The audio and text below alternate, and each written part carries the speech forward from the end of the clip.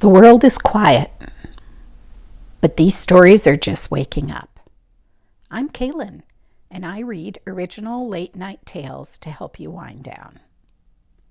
Welcome to Kalen After Midnight.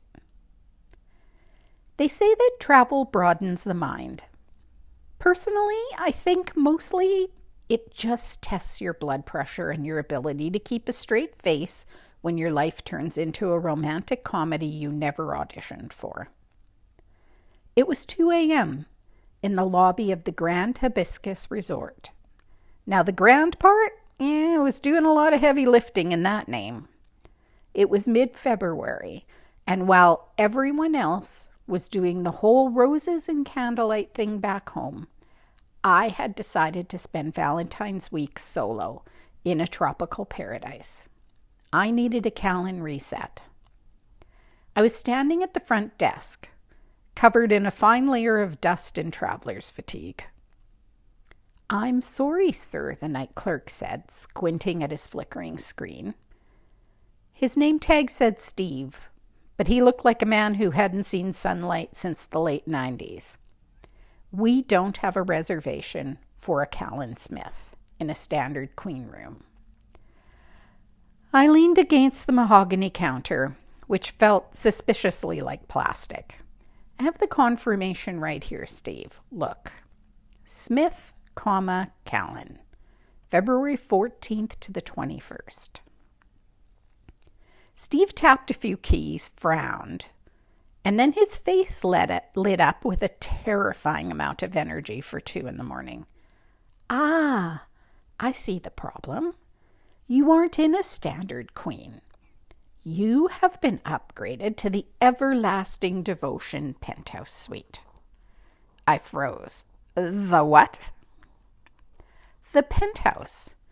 It's our premier Valentine's package.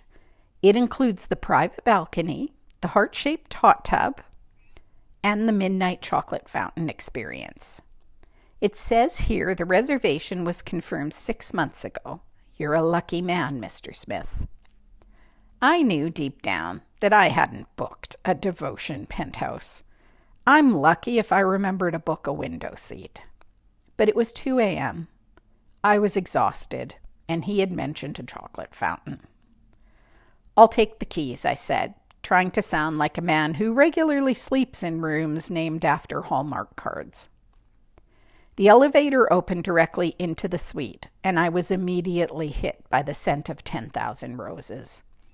It was like being punched in the face by a botanical garden. The room was aggressive.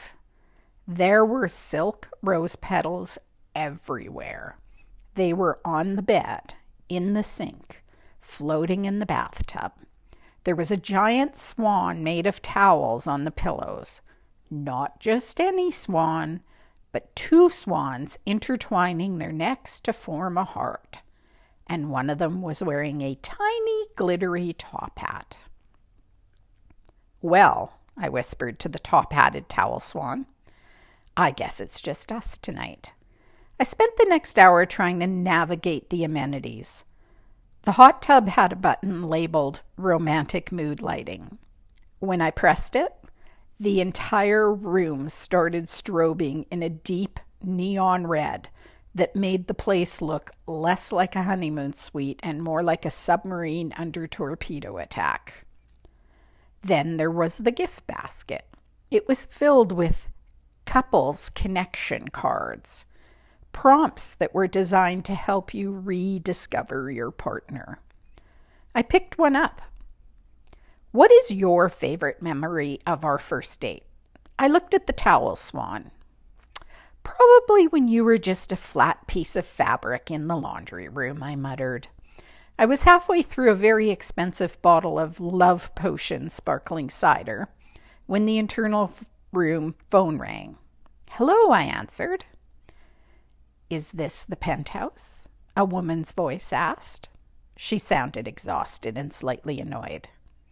"Because I'm in room 302, and my midnight chocolate fountain is making grinding noise like it's trying to chew through a lead pipe." Who is this?" I asked.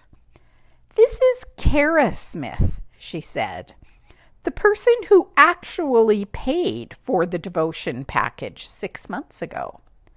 I'm guessing you're the K. Smith they checked into my suite by mistake." I looked at the chocolate fountain, which was bubbling perfectly. In my defense, Kara, the clerk was very insistent, and I really liked the top hat on the towel swan. "I'm coming up," she said, "and you'd better have some strawberries ready." 10 minutes later, there was a knock at the door. I opened it to find a woman in an oversized t-shirt and pajama pants, holding a slightly bruised bag of fruit. We stood there for a second. 2 people named K. Smith, both victims of a lazy computer system and a very tired clerk named Steve. "You must be Kalen," she said, looking past me at the neon red lighting. "Wow, your room is much more red than mine." "It's the submarine of love setting," I explained. "I haven't figured out the off switch yet." We spent the next 3 hours sitting on the balcony, dipping strawberries into the fountain. Kara was a veterinarian who had booked the trip to celebrate opening her own clinic, only to realize that Valentine's week at a resort is basically couples purgatory if you're solo. "I tried to go to the breakfast buffet this morning," Kara said, laughing. "The omelet station guy asked me where my better half was. I told him I traded him in for extra bacon. He didn't find it nearly as funny as I did." "I feel your pain," I said. "The bellhop tried to carry me over the threshold when I checked in. I had to tell him my legs worked just fine, but I appreciated the enthusiasm." The vacation mix-up didn't end that night because the hotel had completely messed up the booking and didn't want a PR nightmare.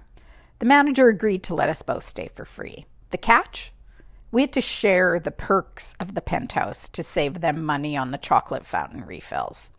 So for the rest of the week, Kara Smith and Kalen Smith became the accidental Valentines.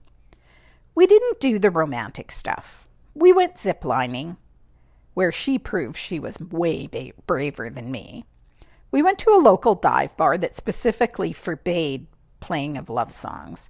We spent one afternoon competing to see who could make the most ridiculous towel animal. I made a lumpy dinosaur, and she made a surprisingly accurate squirrel.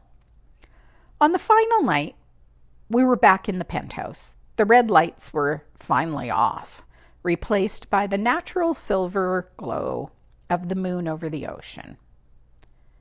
It was actually quiet. "You know," Kara said, leaning against the railing, "if the hotel hadn't messed up our names, I probably would have spent this whole week in my room reading a medical journal and avoiding eye contact with the honeymooners."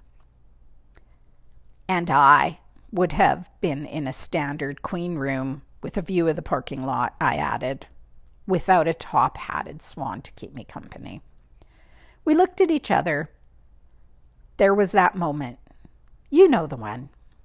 The one where the air gets a little stiller and you realize that a mix-up might actually be the most intentional thing that's happened to you all year. "So," I said, breaking the silence, "same time next year? Same resort? But maybe we book under different last names so they don't give us the strobe lights again." Kara smiled. "Deal, but I'm keeping the glittery top hat." I watched her walk toward the elevator, and for the first time in my life, I didn't mind the smell of 10,000 roses. They say you go on vacation to escape your life, but sometimes you go on vacation just to run into it. Usually while sharing a last name with a stranger and a very confused towel swan. So the moral of the story is, never underestimate the power of a shared last name and a chocolate-covered strawberry. And for the love of everything holy, if a swan offers you a top hat, take it. Thank you for joining Kalen After Midnight.